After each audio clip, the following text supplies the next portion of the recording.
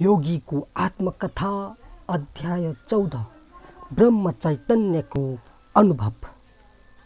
गुरुदेवमा आए।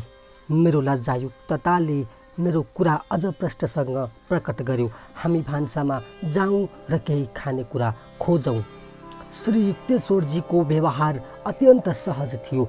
मानौ हामी धेरै दिन होइन केही घण्टाका लागि छुट्टिएका थियौँ।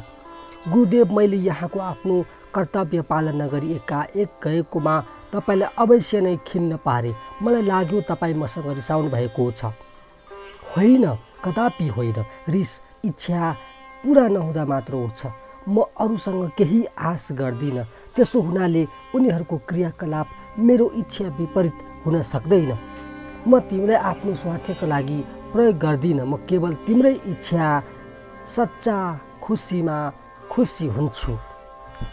श्रीमान, ईश्वरीय प्रेमबारे अस्पष्ट कुरा धेरै सुनिन्छ, तर आज म निश्चय नै तपाईँको देवतुल्य व्यक्तित्वमा यसको ठोस उदाहरण हेर्दैछु। यस संसारमा बाबुले पनि आफ्नो छोरालाई क्षमा गर्दैनन्। खबर नगरी छोराले बाबुको काम छाडेर गयो भने तर तपाईँले अलिकति पनि हैरानी प्रकट गर्नु भएन। यद्यपि मैले छाडेर गएपछि धेरै अधुरा काम बाँकी रहेकाले तपाईँलाई असुविधा भयो होला। हामीले एकअर्काका आँखामा हेऱ्यौँ जहाँ आँसु टलपलाइरहेको थियो। परमानन्दको लहरले मलाई छोप्यो। मलाई चेतना थियो गुरुकाई रूपमा ईश्वर मेरो हृदयको सीमित हौसलालाई ईश्वरीय प्रेमको असीम लोकसम्म पुर्याउँदैछन्। केही दिनपछि म गुरुको खाली कोठाभित्र पसेँ। मैले ध्यान गर्ने योजना बनाएको थिएँ, तर मेरो यस राम्रो उद्देश्यको पूर्तिमा मेरा अटेरी विचारहरू सहमत भएनन्। सिकारीका अगाडि चराहरू झैँ छिन्न भिन्न भए जस्तो हुन्थ्यो। मुकुन्द! श्री युक्तेश्वरजीको आवाज टाढाको बरन्डाबाट आयो। म आफ्ना विचारहरू जस्तै विद्रोही भए। गुरुदेव मलाई जहिले पनि ध्यान गर्न प्रेरित गर्नुहुन्छ। मैले मनमा नै भने, उहाँले बाधा दिनु हुँदैन। जबकि उहाँलाई थाहा छ म किन यस कोठामा आएँ। उहाँले मलाई फेरि बोलाउनु भयो। म जिद्दी भएर चुप लागेँ। तेस्रोपल्ट उहाँको स्वर गाली गरेको जस्तो थियो। गुरुदेव, म ध्यान गर्दैछु। म विरोध गर्दै चिच्याएँ। मलाई थाहा छ तिमीले कसरी ध्यान गर्दैछौ। गुरुदेवले भन्नुभयो, तिम्रो मन हुरीमा बत्तिएको पात जस्तै छ। यहाँ म कहाँ आऊ। विफल र पर्दाफास भएकाले म दुखी भएर गुरु छेउ गएँ। बिचरा केटा, पहाडले तिमीले चाहेका कुरा दिन सकेन। गुरुदेवले सान्त्वना दिँदै मायालु भएर भन्नुभयो। उहाँको शान्त हेराइ अथाह थियो। तिम्रो हार्दिक इच्छा पुरा हुनेछ। गुरुदेव रहस्यपूर्ण भाषा कमै बोल्नुहुन्थ्यो। म अन्योलमा परेँ। उहाँले मुन्टु मासतिर मेरो छातीमा हिर्काउनु भयो। मेरो जिउ स्थिर र निश्चल भयो। कुनै विशाल चुम्बकले ताने जस्तै मेरो सास फोक्सोबाट बाहिर निस्किरहेको थियो। आत्मा र मस्तिष्क तुरुन्त शरीरको बन्धन त्यागे र तरल तीक्ष्ण प्रकाश चाहिँ मेरो शरीरका प्रत्येक प्वालबाट निस्कन लाग्यो। मेरा मांसपेशीहरू निर्जीव झै भए। तथापि मेरा प्रगाढ चेतनामा मलाई थाहा भयो कि यतिको पूर्ण रूपले जीवित पहिले म कहिले थिइनँ। मेरो आत्मबोध सङ्कीर्ण रूपले मेरो जिउमा मात्र सीमित नरही परिव्यापक अणु परमाणुहरूमा मिसिसकेको थियो। टाढा सडकमा हिँडिरहेका मानिसहरू मेरै विस्तृत परिधिभित्र सुस्तरी हलचल गरे जस्तो देखिन्थ्यो। रुख वनस्पतिका जराहरू भुइँको पारदर्शी माटोभित्र देखिन्थे। त्यसमा मैले रसहरूको प्रवाह पनि देखेँ। वरिपरिको सम्पूर्ण क्षेत्र मेरा अगाडि दृश्यमान थियो। सामुन्ने मात्र देख्ने मेरो साधारण हेर्ने शक्ति एकैसाथ चारैतिर हेर्न सक्ने विशाल गोलाकार दृष्टिमा परिवर्तित भएको थियो। टाउकाको पछिल्लो भागबाट मैले रायघाट गल्लीमा मानिसहरूलाई हिँडिरहेको र एक सेतो गाईलाई पनि बिस्तारै आइरहेको देखेँ। जब गाई आश्रमको खुला ढोकामा आइपुग्यो, मैले आफ्ना दुईटा भौतिक आँखाले हेरे जस्तै पाएँ। इँटाको भित्ता पछाडि जाँदा पनि मैले उसलाई स्पष्ट देखेँ। मेरो वितीक्ष्ण दृष्टिको सीमाभित्रका सबै वस्तुहरू तेज गतिको चलचित्र झैँ कम्पित र स्पन्दित भइरहेका थिए। मेरो शरीर, गुरुदेवको शरीर, खाँबाहरू भएको आँगन, टेबल, कुर्सी र भुइँ, रुखहरू र सूर्यको प्रकाश कहिलेकाहीँ उग्र रूपले कम्पित हुन्थे अनि सबै ज्योतिर्मय समुद्रमा मिसिन्थे। जस्तो कि पानीको गिलासमा चिनीका दानाहरू हालेर हल्लाएपछि विलीन हुन्छन्। समरूप गराउने त्यो प्रकाश विभिन्न आकारहरूमा परिवर्तित भएर सृष्टिको कारण र प्रभावको नियमलाई रूपान्तरणद्वारा प्रष्ट गर्दै थियो। मेरो आत्माको अनन्त किनारहरूमा आनन्द सागर लहराउन थाल्यो। मैले अनुभव गरेँ परमात्मा अक्षय आनन्द हुन्। उनको शरीर अनगिन्ती प्रकाशका कोषहरू हो। मभित्र उर्लिरहेको दिव्य प्रकाशले सहरहरू, महाद्वीपहरू, पृथ्वी, सौर्यमण्डल, तारामण्डल, निहारिका पुञ्ज र तैरिरहेको ब्रह्माण्डलाई ढाक्न थाल्यो। राति टाढाबाट देखिने सहर जस्तै सम्पूर्ण चम्किलो ब्रह्माण्ड मभित्रको अनन्तमा जगमगाउन थाल्यो। स्पष्ट रूपले कोरिएको गोलाकार रेखा बाहिर तिरमिराउने उज्यालो सुदूर किनारहरूमा मन्द थियो। त्यहाँ मैले कहिल्यै मन्द नहुने सुमधुर तेज देखेँ।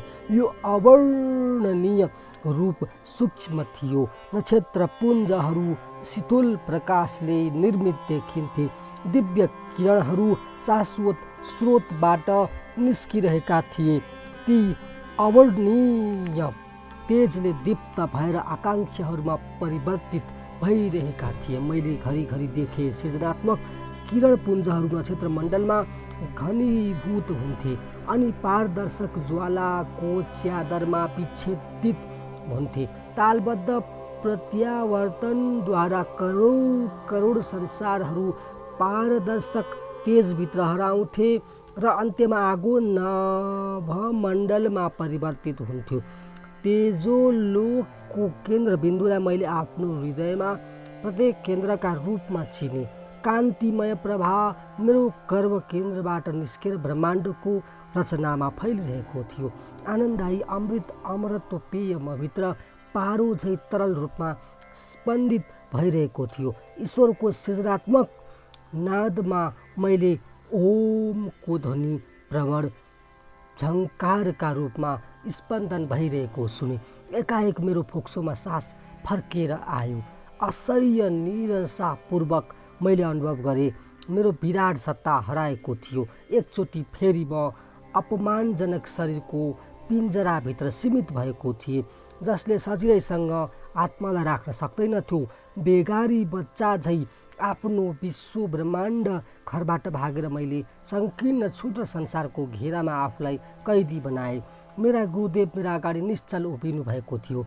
मेरो धेरै दिनदेखिको ब्रह्म चेतना प्राप्तिको उत्कट अभिलाषालाई कृपा गरी अनुभव गराइदिनु भएकोमा म कृतज्ञतापूर्वक उहाँका गोडामा साष्टाङ्ग दण्डवत गर्न थालेँ। उहाँले मलाई उठाउनु भयो र भन्नुभयो, तिमी चरम आनन्दले नमात्तिनु, संसारमा तिमीले धेरै काम गर्न बाँकी छ।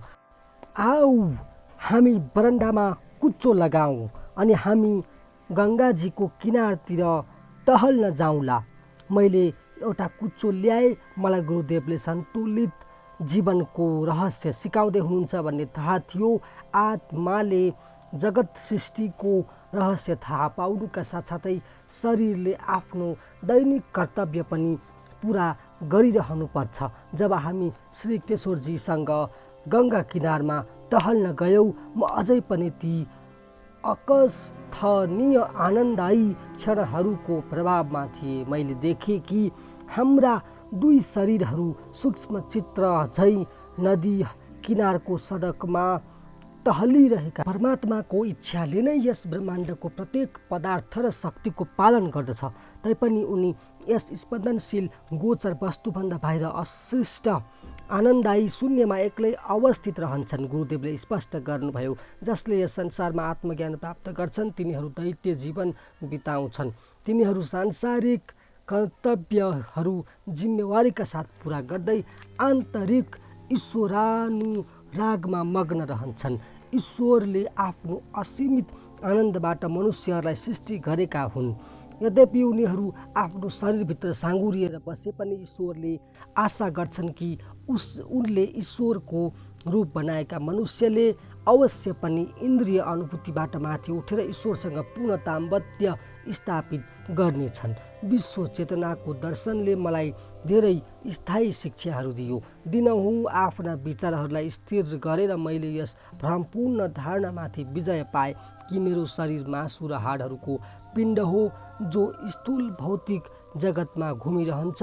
मैले के देखेँ भने यो सास र चञ्चल मन एउटा आँधीबेहर जस्तो हो जसले प्रकाश सागरलाई आन्दोलित गरेर विभिन्न भौतिक रूपहरू पृथ्वी आकाश मानव पशुपक्षी रुखहरूमा सृष्टि गर्छ। ती आँधीहरूलाई शान्त नगरिकन एकमात्र प्रकाशका रूपमा अनन्तलाई हेर्न सकिँदैन। जब जब मैले यी दुई प्राकृतिक आँधीहरूलाई शान्त गरे सृष्टिका अनगिन्ती तरङ्गहरूलाई एउटै दीप्तिमान समुद्रमा मिसिएको देखे। जसरी समुद्रमा आएको तुफानपछि लहरहरू शान्त भएर एकाकार हुन्छन्।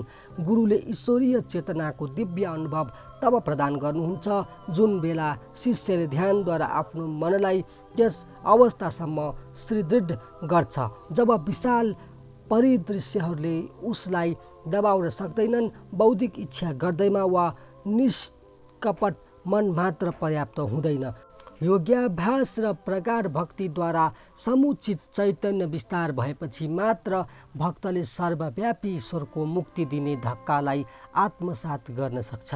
सच्चा भक्तलाई ईश्वरानुभूति प्राकृतिक रूपबाट अपरिहार्य हुन्छ। उनको अदम्य चाहनाले ईश्वरलाई अप्रतिकारी बलले तान्न थाल्छ।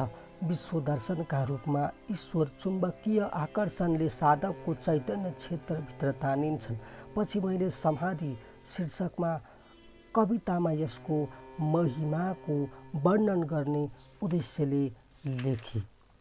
श्री युक्तेश्वरजीले मलाई इच्छा अनुसार दैवी अनुभवलाई आह्वान गर्न र आन्तरिक प्रेरणा स्रोत जागृत भइसकेकालाई पनि त्यो तरिका कसरी प्रदान गर्ने बताउनुभयो। प्रथम पटक समाधिको परम आनन्द पाएपछि महिनौसम्म ईश्वरको ताम्बत्यमा रहे। सधैँ मलाई यो बोध हुन्थ्यो कि उपनिषदहरूले ईश्वरलाई रस सर्वोच्च रस स्वरूप किन भनेको। तैपनि एक दिन बिहान म गुरुदेव छेउ एउटा समस्या लिएर गए। म जान्न चाहन्छु श्रीमान, ईश्वरलाई म कहिले पाउँछु? तिमीले उनलाई पाइसक्यौ? होइन श्रीमान, म यस्तो ठान्दिनँ। गुरुदेव हाँसिरहनु भएको थियो। मलाई विश्वास छ तिमी यस्तो कुनै आदरणीय व्यक्तिको आश गरिरहेका छैनौ जो ब्रह्माण्डको कुनै रक्षोधन कुनाको सिंहासनमा विराजमान होस्। जे होस्, मलाई लाग्छ तिमी कल्पना गरिरहेका छौ कि चमत्कारिक शक्ति प्राप्त गर्नु ईश्वर प्राप्तिको प्रमाण हो। होइन, कसैले समस्त जगतलाई नियन्त्रण गर्ने शक्ति पाउन सक्छ तैपनि ईश्वर अप्राप्य हुन्छन्। आध्यात्मिक उन्नति बाह्य शक्तिको प्रदर्शनले नाप्न सकिँदैन, तर पूर्णता ध्यानमा गहिरो आनन्द प्राप्तिले सकिन्छ। सच्चिदानन्द नै ईश्वर हो। ईश्वर अक्षय छन्। जसो जसो तिमी वर्षौसम्म ध्यान गर्दै जान्छौ उनले तिमीलाई अनन्त युक्तिले छल्न थाल्छन्। तिमी जस्तो भक्त जसले ईश्वर प्राप्तिको बाटो पाइसकेको छ उसले कहिल्यै पनि ईश्वरको सट्टा अरू सुख साट्ने सपनामा पनि सोच्दैन। ऊ यति मोहक छ कि कुनै प्रतिस्पर्धाको कल्पना पनि हुन सक्दैन। हामी सांसारिक सुखबाट कति चाँडै अघाउँछौँ। भौतिक वस्तुको इच्छा अन्तहीन छ। मान्छे पूर्णतया कहिल्यै सन्तुष्ट हुँदैन र एउटा लक्ष्यपछि अर्को लक्ष्य खोज्छ। केही अरू चिज उसले खोज्छ। ती ईश्वर हुन्। उनले मात्र शाश्वत आनन्द दिन सक्छन्। बाहिरका इच्छाले हामीलाई भित्रको स्वर्गबाट तानेर ल्याउँछन्। तिनीहरूले मिथ्या आनन्द दिन्छन् जो खाली नक्कली आत्मानन्द हुन्छ। गुमेको स्वर्ग छिटै दिव्य ध्यानद्वारा प्राप्त हुन्छ, किनभने ईश्वर अप्रत्याशित चिर नूतन छन्। त्यसैले हामी उनीबाट कहिल्यै वाक्क हुँदैनौँ। के शाश्वत रूपले विधिवता र आनन्दले भरिएको परमनन्दबाट हामी अगाउन सक्छौँ? गुरुदेव, अब मैले बुझेँ किन सन्तहरू ईश्वरलाई अगाध भन्छन्। ईश्वरलाई बुझ्नका लागि चिर जीवन पनि पर्याप्त हुन सक्दैन। यो साँचो हो, तर ईश्वर नजिक र प्रिय पनि छन्। क्रियायोगद्वारा इन्द्रिय बाधाहरूबाट मन सफा भएपछि ध्यानले दुई किसिमले ईश्वरको सत्ताको प्रमाण दिन्छ। चिरन्तन आनन्द ईश्वर सत्ताको प्रमाण हो जसले हाम्रा प्रत्येक अणुहरूलाई सन्तुष्ट पार्छ। ध्यानद्वारा ईश्वरको अविलम्ब मार्गदर्शन पनि पाइन्छ र प्रत्येक विपत्तिको उनले निवारण पनि गर्छ। मैले बुझेँ गुरुदेव, हजुरले मेरो समस्या सुल्झाइदिनु भयो। म कृतज्ञतापूर्वक हाँसेँ। मैले अब अनुभव गरेँ कि मैले ईश्वरलाई पाइसकेँ। काम गर्दा पनि अचेतन रूपले जब ममा ध्यानको आनन्द आउँछ, म साना साना कुरामा पनि ठिक बाटो पहिल्याउने सूक्ष्म निर्देशन पाउँछु। मानव जीवन तबसम्म दुःखले भरिएको हुन्छ जबसम्म हामी ईश्वरको इच्छासँग दाम्पत्य राख्न जान्दैनौँ, जसको सही बाटो अहङ्कारी बुद्धिका लागि नबुझिने हुन्छ। गुरुदेवले भन्नुभयो, ईश्वरले मात्र त्रुटिहीन सल्लाह दिन्छन्, उनी बाहेक ब्रह्माण्डको भार बोक्ने अरू को छ? योगीको आत्मकथा अध्याय 14 सम्म आइपुग्दा मलाई सुनेर र हेरेर साथ दिनुहुने सम्पूर्ण श्रोता तथा दर्शकहरूमा हार्दिक आभार प्रकट गर्न चाहन्छु। र अब चाहिँ मैले यो अडियो बुक बिहान 7:45 बजे दिनकै हाल्नेछु र भ्याएसम्म सम्भवतः बेलुका 5 बजे पनि दिनमा 2 अध्याय गरेर हाल्न प्रयास गर्नेछु। हामीलाई सब्सक्राइब गर्नुभएको छैन भने सब्सक्राइब गर्न नबिर्सनुहोला र यस अडियो बुकलाई सेयर पनि गर्नुहोला।